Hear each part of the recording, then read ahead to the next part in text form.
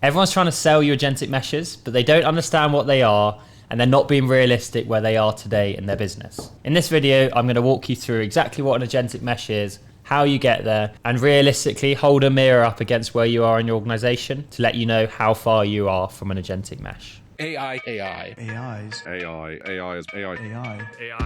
Everyone's talking about agentic AI right now. Agentic workflows, agentic systems, agentic meshes, but most of the conversations jump straight to the end state without explaining what an agentic mesh actually is or how organizations realistically get there. Let's start with the destination. An agentic mesh isn't a single AI system. It's not a chatbot.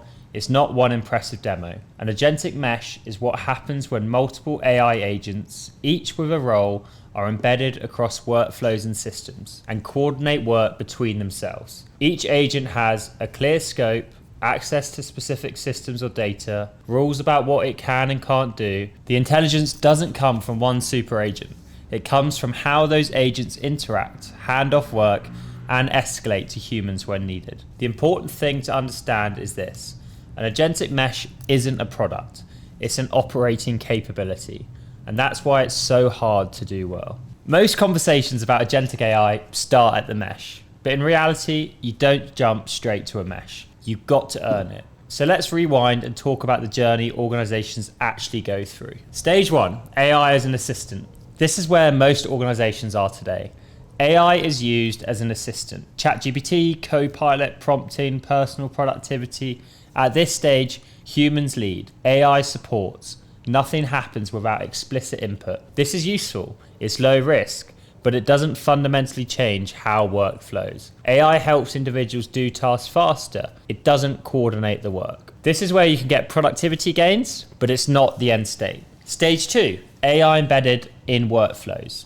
Next, AI starts appearing inside processes. It drafts things, routes things, prepares things, flags things, but humans still decide and approve. This is a big shift because AI is no longer just a tool you open. It's part of how work moves through the organization. A lot of enterprises are either here already or moving into this stage now. Have you found one of these stages quite relatable? If so, drop me a comment.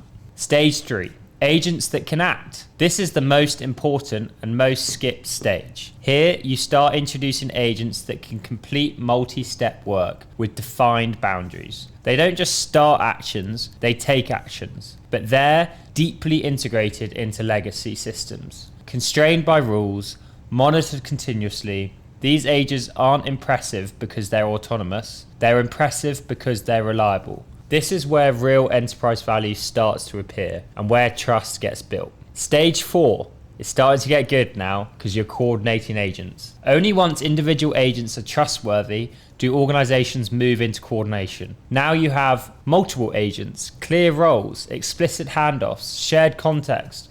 This is where things get hard because coordination introduces new risks. Errors can cascade. Accountability must be clear. Monitoring becomes critical. Very few enterprises are truly here today, and even if they think they are, they're not. And the last stage, for now anyway, the agentic mesh.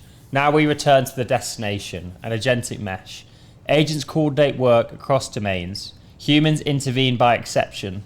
The organization itself starts behaving differently.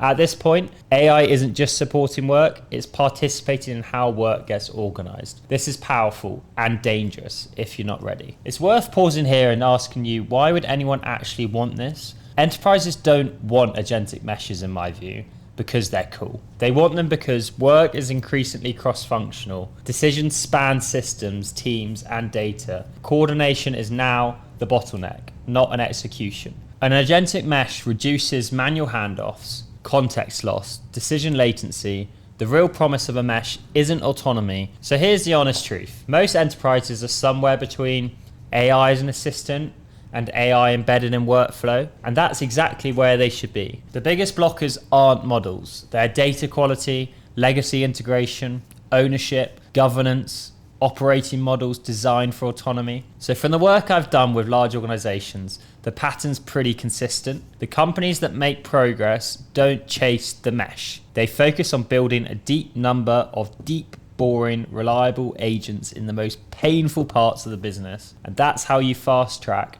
without skipping the steps. In practice, that means picking high-value workflows, not experimenting, integrating agents into real systems early, defining exactly where agents can act versus advise, designing escalation paths before autonomy, treating agents as roles, not features. You don't accelerate by doing more agents. You accelerate by making a few agents trustworthy. Where that foundation is in place, coordination becomes possible and the mesh emerges naturally. So for me, I know this was a lot, but the takeaway is simple. Agentic mesh is a destination. Deep, reliable agents are the journey. So a lot of people are leading first with agentic meshes, but just be wary, because if someone is pitching you an agentic mesh today, the right question isn't how smart is it? It's how does it behave on a bad day, and who owns the outcome? That's where enterprise AI gets real. Hopefully you enjoyed this. I'm always open for more questions. Follow the YouTube or my LinkedIn newsletter for more of this. Catch you later.